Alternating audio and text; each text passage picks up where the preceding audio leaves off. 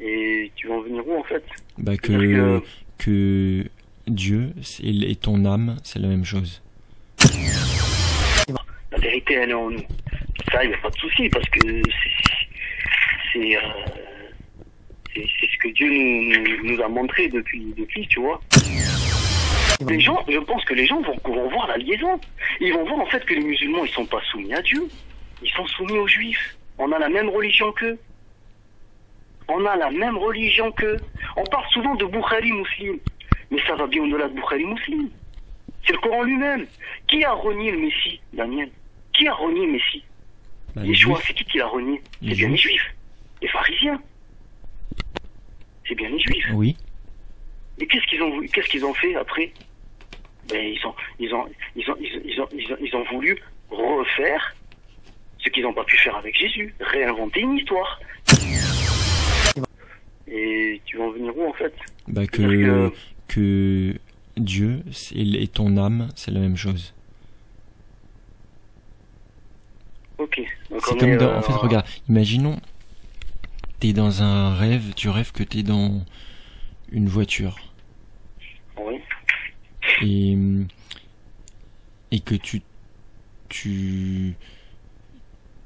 t'arrives face à une montagne. Oui. En fait, la voiture, la montagne, la route et le scénario, ça vient de toi-même. C'est-à-dire, Oui. quand tu rêves que tu conduis une voiture, t'es à la fois l'acteur et le créateur de ton univers. D'accord, c'est comme la physique quantique quoi. Oui, C'est oui, ça. l'intrication quantique. D'accord. En physique quantique, on explique en gros les particules ont une conscience. Ça, c'est démontré que les particules, elles ont une conscience et elles n'ont pas la même attitude selon l'observateur. Je sais pas si ça te parle un peu ou... Je sais pas, non. Bon, en gros, le truc c'est que tu vois dans ton rêve, t'es à la fois l'acteur et le créateur de ton Oui. univers. Oui. Et bah, si c'est pareil dans la vie, ça veut dire que tu t'es incarné D'accord. dans une vie dans laquelle... Et la physique quantique confirme le fait qu'on est créateur de notre vie. Par Oui, le fait que... Si par exemple je te dis que la matière c'est de l'énergie, tout ça, ça te parle un peu ou...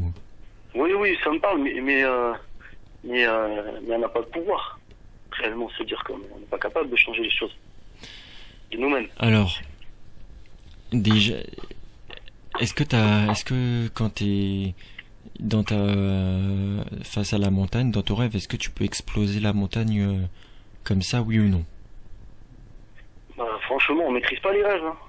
C'est pour ça qu'on fait des cauchemars. C'est-à-dire qu'il y a des rêves qu'on subit. Oui, alors 99% des gens subissent leurs rêves, mais non, est-ce que t'as déjà fait un rêve lucide? Bon, on s'en souvient pas alors. Moi, je m'en souviens pas. Bah en fait, Souvent, pour que tu te c'était souviennes de tes c'était des rêves, rêves. il faut que tu tu vois, les t'as- notes tu tous vois, les matins en te levant. Oui. C'est le Comment secret. Le secret pour te souvenir de tes rêves, il faut que tu les Ouais. notes tous les matins en te levant pour faire travailler ta mémoire de l'invisible. Parce que le rêve, tu t'en souviens pas parce que ta mémoire, c'est la mémoire des sens. Soit la mémoire visuelle, soit la mémoire de Ouais. l'odeur, soit la mémoire du toucher, soit la mémoire du son. Mhm. Mais ton rêve, il n'y a pas de sens. D'accord. Parce que c'est pas ton œil, c'est pas tes oreilles, tout est dans ta tête. Donc c'est pour ça que t'as du mal à t'en souvenir. Donc faut que tu fasses travailler la mémoire des non-sens. Donc, en notant tes rêves. Maintenant, moi j'ai déjà fait des rêves lucides. Un rêve lucide, tu vois ce que c'est? C'est quand tu sais que t'es dans un rêve. Oui. Et quand tu peux... Après, il y a des différents niveaux et tu peux contrôler même à un moment donné ton rêve. Moi, ça m'est déjà arrivé. Oui. Et donc, en fait, t'es Dieu, en fait. C'est-à-dire, D'accord. t'es dans le vide. Et si tu veux que devant toi, il apparaisse une voiture, il apparaît une voiture. Ouais. En fait, tu penses un truc et ta Ouais. pensée, c'est kun fayakun, quoi. D'accord. T'es Mais ça, Dieu. c'est un rêve, c'est pas dans le monde réel. Oui, ça c'est... Mais... Oui, ça, oui. Maintenant, après... dans le monde entre guillemets réel dans lequel on est. Comment t'expliquer? Bon, déjà, en fait, j'ai fait une vidéo, je l'ai pas encore postée, où j'explique ça, mais que en gros, ton libre arbitre, il se situe en amont. Ah, il se situe pas dans ce monde, il se situe avant de t'incarner. Mais sauf qu'en fait, si tu veux, bon, c'est hyper compliqué à expliquer, mais je vais te l'expliquer rapide. Oui, mais en fait, Daniel, je vais t'expliquer, mais Jésus, il a oublié de nous dire ça, alors. Bah, en fait, Jésus, il est venu non pas, il le dit lui-même, il est venu non pas pour abolir la loi, mais pour l'accomplir. Oui. Donc, il y a un problème, là. Ouais, mais là, il parlait des lois de la Torah. Non, la loi de Dieu. La loi de Dieu, il parle de la loi, là. Oui, mais tu sais que Jésus, il parlait quasiment que en parabole. Pas tout le temps. Pas tout le temps. Sur ça, c'est pas des paraboles, parce qu'il dans la phrase exacte. Après, je te laisse dire, mais... Est-ce que t'es sûr d'avoir compris tout le message de Jésus? C'est comme si tu me dis ça, c'est comme quelqu'un qui me dit qu'il a compris tout le Coran. Non, mais c'est comment te dire? Parce qu'il faut que t'aies la révélation aussi. En fait, la parole de Dieu, elle est claire.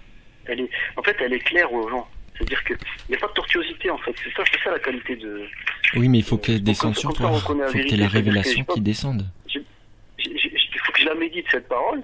Voilà. Dans le sens, mais il faut pas qu'elle cache des secrets, en fait. Elle cache pas des secrets, cette parole, je pense. Elle est juste, en fait, à toi de l'appliquer à bon escient. Ah si, elle cache des secrets. Il le dit, Dieu. Il le dit, Jésus. Il le dit, je vous parle en parabole. J'ai même découpé cet extrait. Ouais, mais il le dit quand c'est une parabole. Par contre, quand c'est pas une parabole, c'est clair. Hein, c'est-à-dire, quand c'est des paraboles, oui, il y a beaucoup de paraboles avec Jésus. Hein, l'histoire du rocher, l'histoire des deux maisons, etc. Mais là, c'est marqué, hein, car je vous le dis en vérité, tant que le ciel et la terre ne passeront point, il ne disparaîtra pas de la loi un seul iota ou un seul trait de lettre jusqu'à ce que tout soit arrivé, etc., etc. Et voilà, celui donc qui supprimera l'un de ses plus petits commandements et qui enseignera aux hommes de faire de même sera appelé le plus petit dans le royaume des cieux. Car je vous le dis, si votre justice ne surpasse pas celle des scribes et des pharisiens, vous n'entrerez point dans le royaume des cieux. Ça, c'est une parole claire. Mmh. Donc il explique que la loi de Dieu, elle est irrévocable. Et il ne peut pas enlever ou rajouter dans la loi de Dieu. On ne peut pas enlever ni rajouter. Alors Jésus, qu'est-ce qu'on lui rajoute ou on lui enlève? Mais est-ce que ce que je te dis, ce que je te dis, est-ce que Jésus l'a pas dit en parabole dans ses enseignements?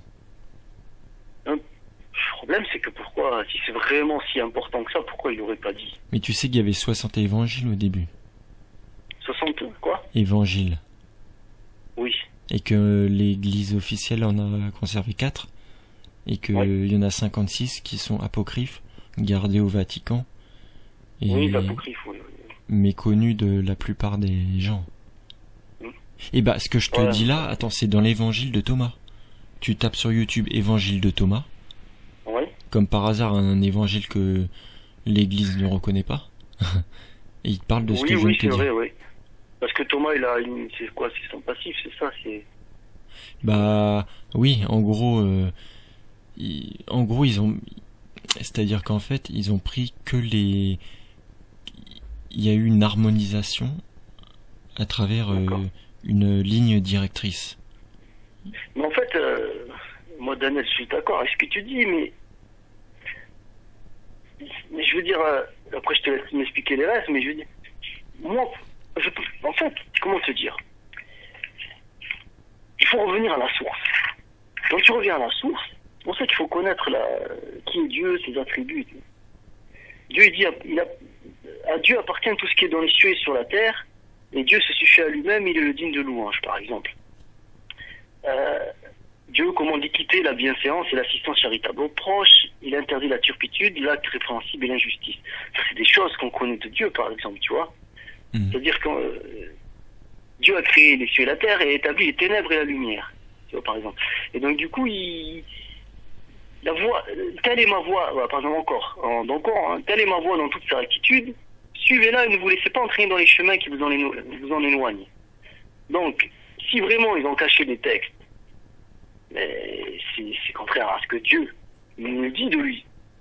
Parce que Dieu nous dit sa voix, elle est dans toute sa rectitude. Tu vois? Dieu ne peut pas se permettre d'égarer les gens. Parce qu'il y a un texte qui est caché, ou apocryphe, ou parce que voilà, on n'a pas divulgué ça, ou parce que les gens ne savent pas interpréter les rêves. Tu vois? Dieu a permis Boukhari. Ouais. Dieu a permis... Donc, en fait, c'est qu'il y a des gens... Ils ont pas envie... C'est pas que Dieu veut égarer les gens, c'est qu'il y a des gens... Ils sont trop hypocrites pour revenir à la vérité. Et réfléchir par eux-mêmes. La ruse du diable est faible, mais les gens... Ce problème vient des gens aussi.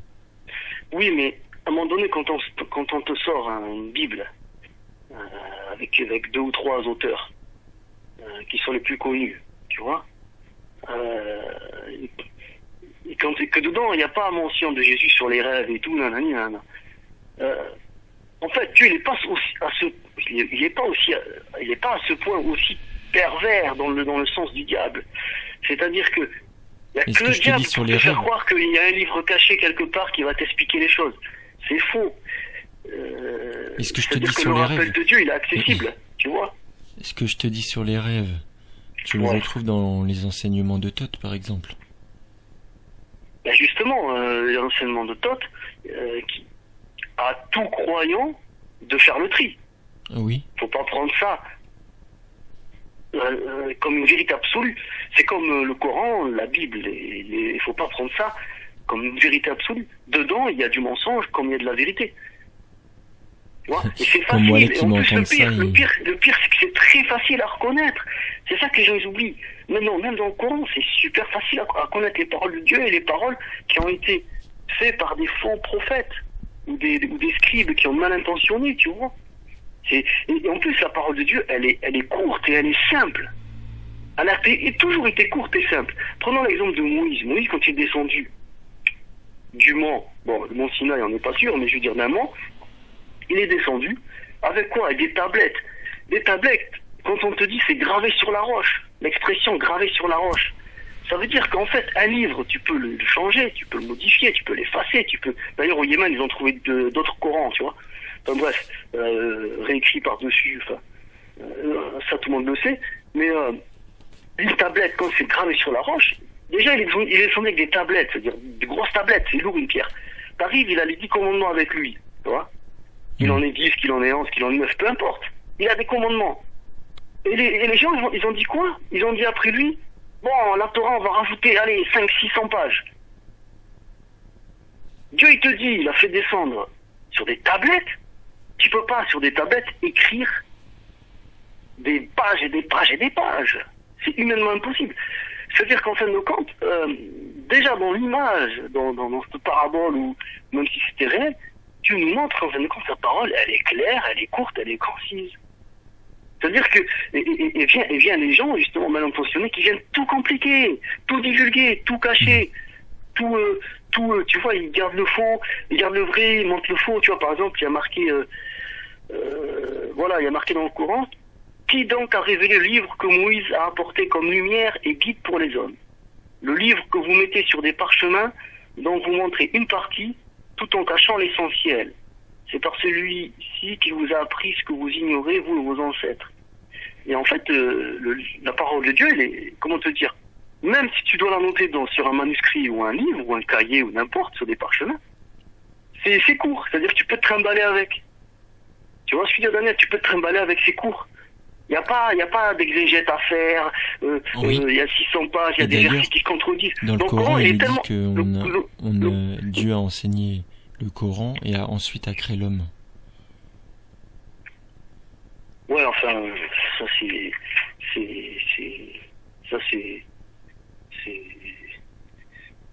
Moi personnellement, ça j'en sais rien, tu vois. Ça, En gros, que la vérité, elle est en nous.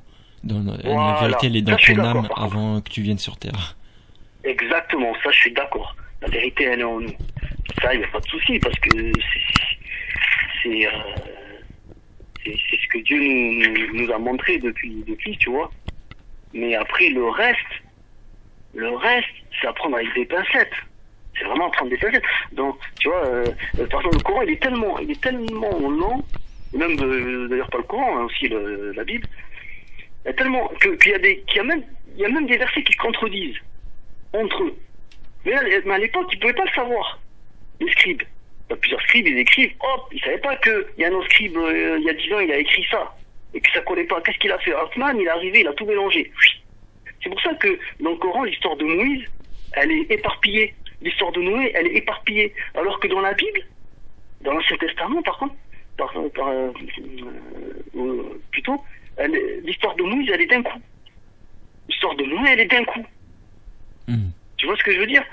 Dans le Coran, qu'est-ce qu'il a fait Othman? Et là, il savait, les califes, hein, les califes sanguinaires, hein, ils savaient, hein. Ils se sont dit, écoutez, les gars, on va tout mélanger pour faire croire, pour faire semblant que le Coran, en fait, il est compliqué à comprendre. Et qu'en fait, dedans, il y a la parole de Dieu, mais nous, on va la mélanger. Voilà. Et souvent dans l'histoire, t'entends toujours un philosophe qui ouvre sa gueule, qui commence à dire, oh, moi je suis contre ça, hop, on le tue, on le décapite. Parce que c'est un philosophe qui a été guidé par Dieu, et qui a vu en fait que la parole de Dieu, c'était pas du tout ça. Combien de gens ils ont tué, ils ont enfermé, ils ont démembré? Énormément. Bah pas au nom de... Enfin... Pas sur les bases de la Torah du coup. Enfin, je sais que il y a eu une seule mise à mort dans le monde juif par rapport à un interdit religieux. Ouais. Et couper la main du voleur, ça encore, je t'ai dit, enfin, ouais, voilà. Il faut des témoins, ensuite il faut que la personne puisse se repentir. Non, mais c'est clair, Dieu, en fait, tu vois, je prends par exemple l'exemple de Majid Oukacha. Tu connais Majid Oukacha? Oui. Majid Oukacha, c'est quelqu'un qui croit pas en Dieu. Oui. Tu vois, il le dit lui-même. Enfin, il a dit qu'il est en recherche. Ouais, voilà, donc agnostique, non, athée, je sais pas. Et donc, du coup, lui, en fait, ce qui est bien chez lui, bon, il me fait rire parce qu'il s'attaque toujours aux musulmans, il s'attaque jamais au Talmud, aux juifs. Donc, ça c'est toujours marrant, deux poids, deux mesures. Mais un jour, ça se fera, un jour, ça arrivera. Bref, pour l'instant, c'est les musulmans. Et en fait, il y a, comment ça s'appelle? Il sort par exemple le truc là, couper la main du voleur. Il explique, pour un dieu, c'est pas précis. Oui. Le Coran est censé être la parole de Dieu. Il le dit lui-même, Dieu, dans le Coran, que son Coran, il est explicite, clair, il est rempli, il y a tout dedans. En fait, en gros, comment il dit? Ah, tu connais ce verset, tu vois, il y en a plein de versets comme ça, où il dit... un livre détaillé. Ouais, voilà, rempli de détails, machin. Et là, sur le vol, il nous dit pas. Il nous dit pas qui, quel sexe, à partir de quel montant, comment, ah oui, etc. le nombre de coups de fouet, il a dit... Non, mais c'est là. Après, comment font moi je vois les coranistes là, ils me font de la peine, les coranistes. Hein. Je dis la vérité, ils me font de la peine. Depuis que je les écoute là, c'est vraiment catastrophique. Ils sont jamais d'accord. Ils sont jamais d'accord entre eux.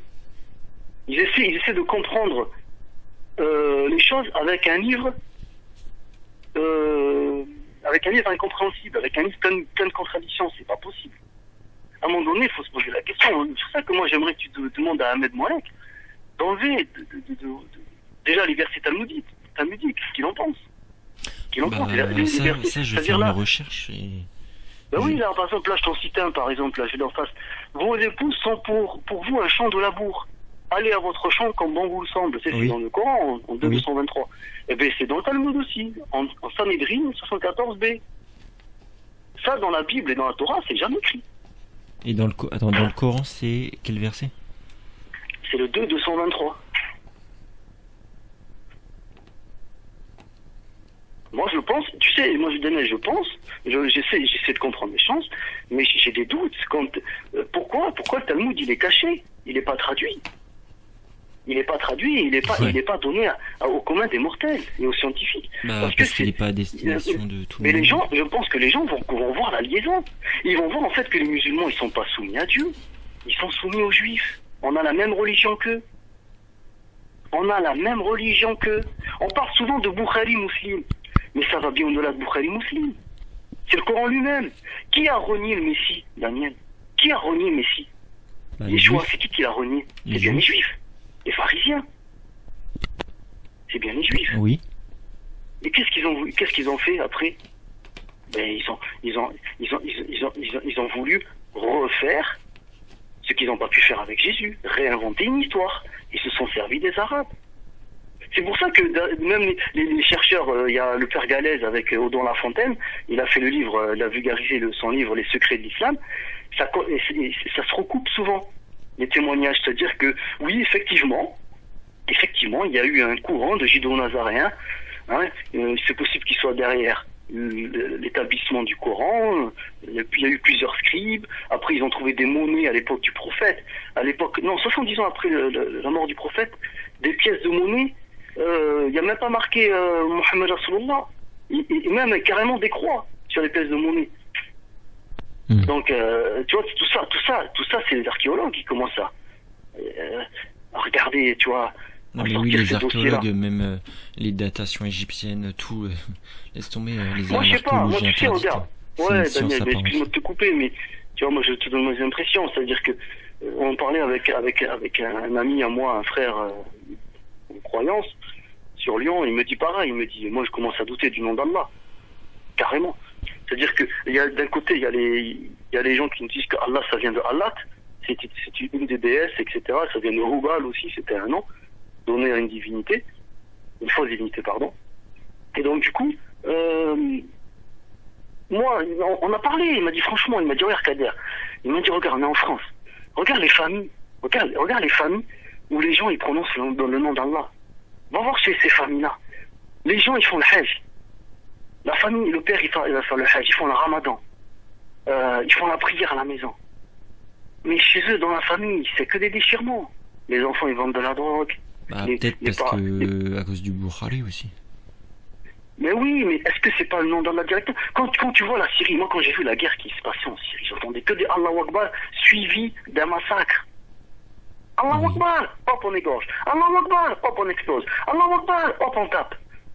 C'est un truc de ouf. Tu dis, mais est-ce que ce Allah là, Allah, est-ce que c'est justement, c'est pas, parce que moi quand je m'adresse à justement, tu m'as dit le pouvoir cosmique, tu sais, tu m'as parlé de ça. Mais justement, il n'a pas de nom. Comment tu peux donner un nom à quelqu'un qui t'a créé, qui a créé l'univers entier? Nous, Dieu, il nous demande d'être humble, l'humilité. Oui.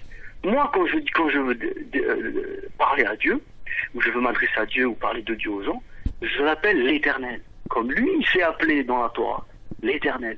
Il s'est appelé, comment s'appelle? Le Tout-Puissant, le Très-Haut, le Miséricordieux, le Créateur des cieux et des univers, etc., etc. Moi, je préfère l'appeler comme ça, que de l'appeler Yahvé, le Dieu de la guerre, Elohim, Eloah, bon, Eloah, après Elohim, oui. Après Allah, après Jésus aussi. Hein, carrément. Donc du coup, tu te dis, quand même, faut être osé, pour donner un nom à pour être sûr, exactement, pour être sûr que le Dieu s'appelle Allah. C'est chaud, sachant que t'as pas vécu il y a 1400 ans. Tu connais pas l'histoire. Hein. T'étais pas chez eux, comment ça s'est passé réellement, etc. Bah, apparemment, tous les 1000 ans, Dieu renouvelle sa création. Comment? Tous les 1000 ans, Dieu renouvelle sa création, normalement. Ouais, après ça, c'est écrit dans le Coran, ça? Parce que moi, je sais pas ça, je connais pas. Tu connais pas Rock Soccer? Non. D'accord. Attends, vite fait, après, je te donne après. Va voir. Vas-y, tu m'attends. Vas-y. Oui, excuse-moi. Ouais, donc, oui, non, je connais pas ce que tu me dis. Je sais que Moalek le dit, là, oui, il a dit tous les 1000 ans, Dieu renouvelle sa création. Écoute les éditos de Rock Soccer. Tu peux les retrouver sur Google. Ouais. D'accord. Rock. Les éditos de Rock, comment s'écrit Rock? R-O-C-K. Ouais. Soccer, S-A-U-Q-U-E-R-E.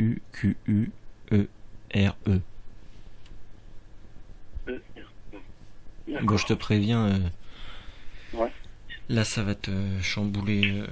Après, faut pas prendre tout. Non, mais pas de souci. Tu sais, chambouler.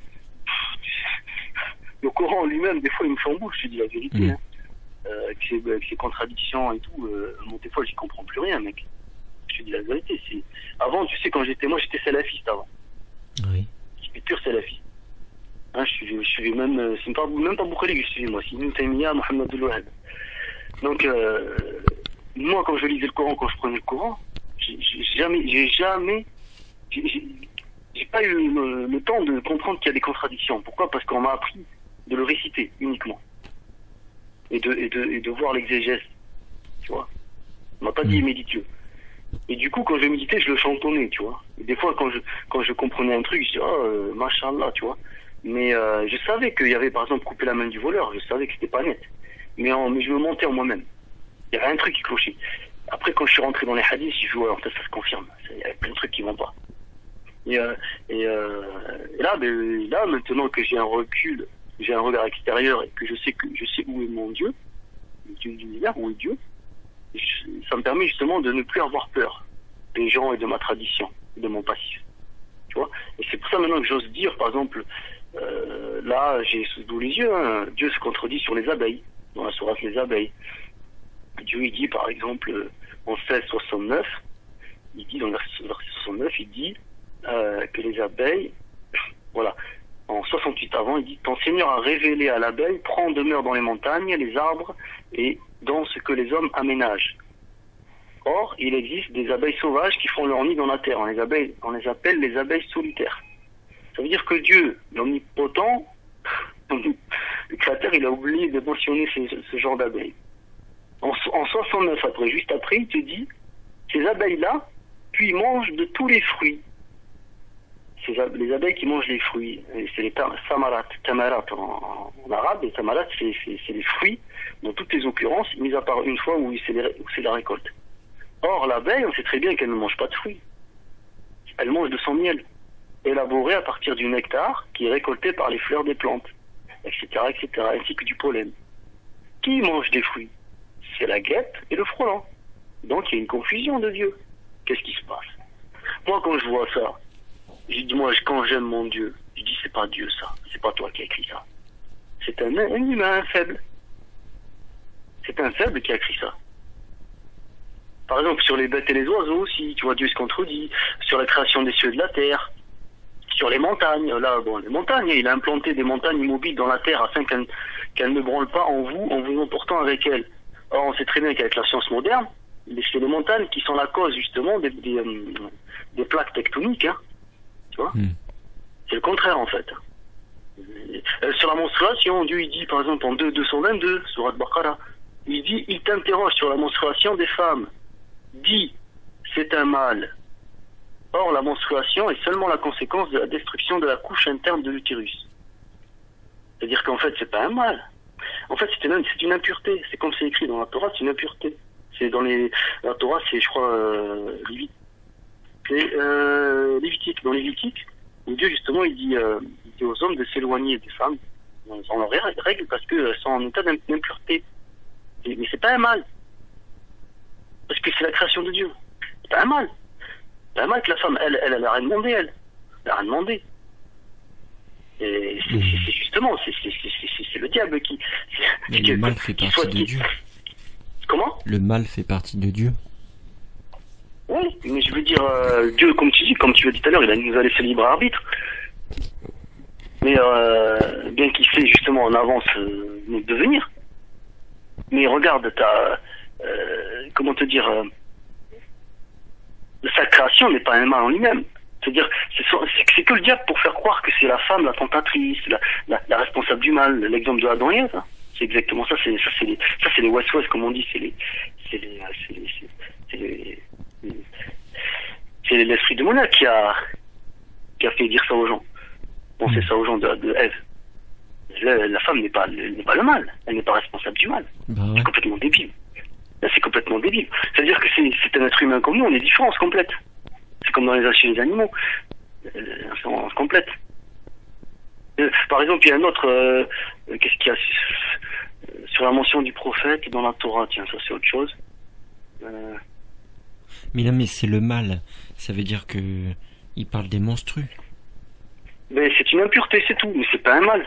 Bah, c'est un mal qui est sûr, peut-être. Parce que Moalek, il a expliqué qu'en gros, ça permettait de purifier la femme. Exactement, parce qu'en fait, elle fait tomber comment on appelle ça, une chair morte. Elle fait tomber une chair morte pour renouveler la vie. C'est un signe. Donc c'est pas un mal, c'est un signe justement de bonne chose. Mais les menstrues, pas le fait d'avoir des menstrues. Oui, mais justement, dans Ce le qui Coran, il sort, te c'est dit le la mal qui femme qui sort, a on des peut dire. menstrues, éloignez-vous d'elle, c'est un mal. Dit, c'est un mal. Et C'est la menstruation des femmes. Ah là, éloignez-vous c'est carrément, voilà. des En fait, dans le menstrues. Coran, il te dit, c'est la menstruation des femmes qui est un mal. Oui. C'est ouf. Ben, c'est ouf. C'est n'importe quoi. La menstruation des femmes, c'est pas un mal. Au contraire. Sans menstruation, la femme, comment elle fait pour féconder? Et c'est Mais le mal, cycle de la vie. C'est le cycle de la vie. Après la mort, la vie. Tu vois, après, tu vois ce que je veux dire? Il y a rien de mal dans tout ça. C'est super joli, Mais au dans le contraire. sens Sauf, sale.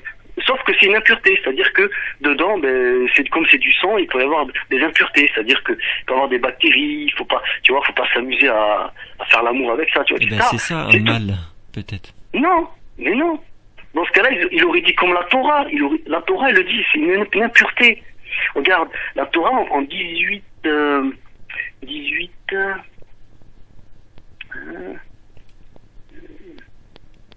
Voilà, en 18-19, il dit lorsqu'une femme est isolée par son impureté, n'approche point d'elle pour découvrir sa nudité. Et là, dans le Coran, lui, carrément, il nous dit, il t'interroge sur la menstruation des femmes, dit, c'est un mal. Mais c'est un truc de ouf. C'est pas Dieu qui dit ça. C'est contredit avec la Torah. Qu'est-ce qui se passe? Il faut dire ça à Molek, Ahmed Molek. Va lui dire, tu lui dis. Parce que ce qui est bien avec Oui, bah, attends, vas-y, je vais prendre la personnage, référence. c'est qu'il Dans y le a Coran, beaucoup c'est de quoi? vérité. Ahmed Molek, il parle avec son cœur. Il dit beaucoup de vérité. Sauf que le problème, c'est qu'il faudrait qu'il s'intéresse plus à ce qu'il écrit vraiment dans le Coran et qu'il a sur lui, là. Parce qu'il y a des choses qui sont pas normales. Mais vraiment, hein, il y a des choses qui sont pas normales. Moi, c'est pas un mal, hein. C'est juste une impureté. Faut pas s'amuser avec, en gros. Mais sinon, ça fait partie de la création de Dieu, c'est pas un mal. Voilà, il y a des choses qui sont vraies dans le Coran, hein. Il y a des choses qui sont vraiment vraies. Après, il y a des choses vraiment, tu vois que c'est pas la parole de Dieu, hein. Moi, c'est mon avis, Daniel, hein. Je sais pas de te convertir ou des choses comme ça, mais j'aime bien partager mon avis, tu vois. Il y a quoi aussi d'autre? Les fables, les récits, la magie sur l'eau dans le Coran aussi, il y a beaucoup de magie dans le Coran. Par exemple, la sourate 113, c'est quand tu dis contre le mal de l'obscurité quand elle soit profondue, contre le mal des sorcières qui soufflent sur les nœuds. C'est la sourate Al-Falaq, je crois. En gros, on sait très bien que la magie, comme je dis, les sorcières, ça fait partie des fables. Et Dieu, il déteste les fables. Parce que ça donne une description fausse de la vérité. C'est-à-dire, en fait, tu ornes la vérité par des fables. En fait, tu la défigures. Tu défigures la vérité. Et c'est pas comme ça que Dieu s'y prend, en fait. Parce que Dieu, comme je te dis, hein, quand tu vois ses attributs, c'est totalement l'opposé. C'est les attributs du mauvais, tout ça. Il n'y a pas que ça, tu vois, il y a plein de choses que j'aimerais te montrer, mais après, je sais pas si t'as le temps, mais et même chez les catholiques, hein, c'est pareil, hein, c'est parti en live, hein, en cacahuète, concernant les stigmates, les trucs comme ça, là. Alors,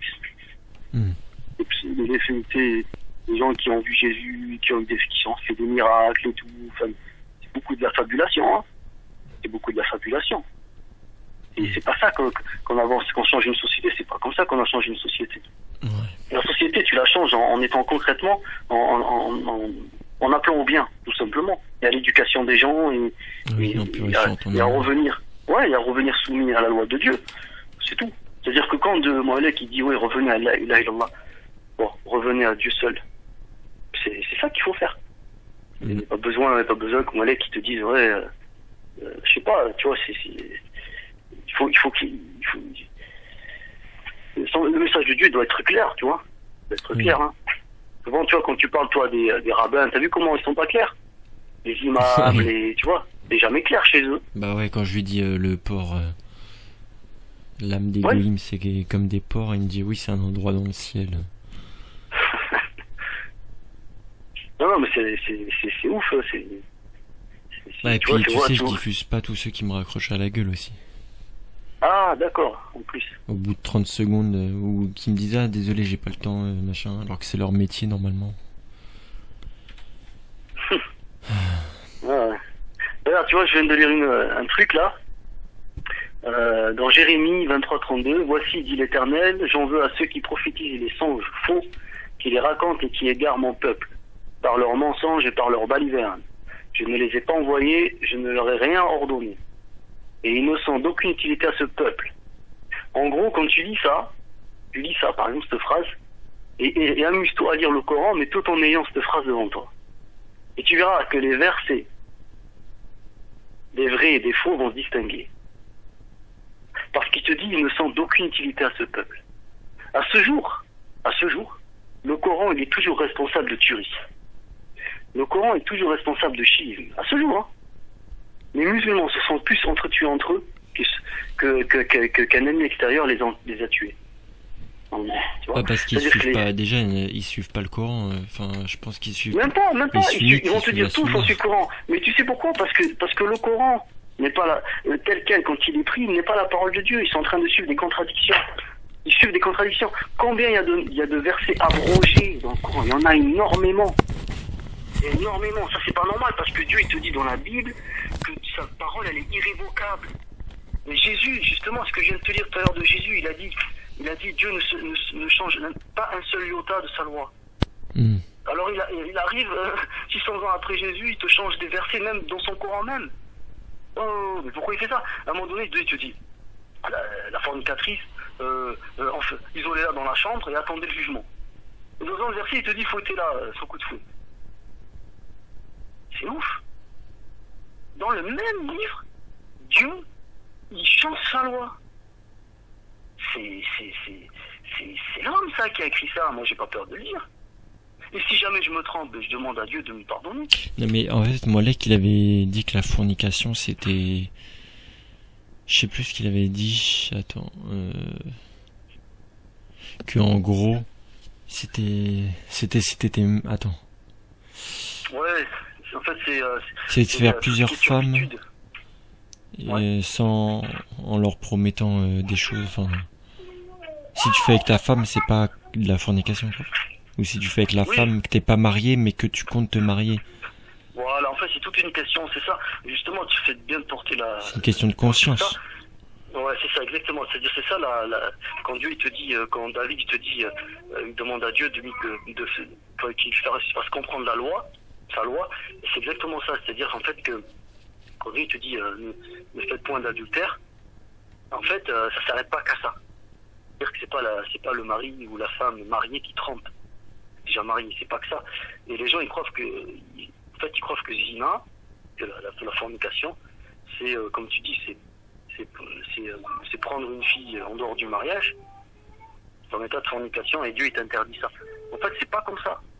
C'est-à-dire que, en fait, si la fille, tu la respectes dans sa relation, et que tu veux aller plus loin avec elle, et que tu fais un pacte d'engagement, forcément, ça va conduire au mariage. Il y a pas de mal. Tu vois ce que je veux dire? Mais par contre, quand tu vois une personne qui profite de ça, qui lui te dit moi je fais pas de mal mais je couche à droite à gauche tous les week-ends, lui non. Tu vois qu'en fait qu'il est parti dans le mauvais chemin. Ça, c'est une différence entre les individus. Sauf que les rabbins, ils viennent te dire, eux les rabbins, ils viennent s'interposer entre toi et Dieu, et ils viennent te dire que non, Dieu nous a dit ça. C'est comme ça, c'est pas autrement. Ah oui. Tu vois, c'est ça c'est ça la folie. La folie du truc, tu vois, c'est-à-dire que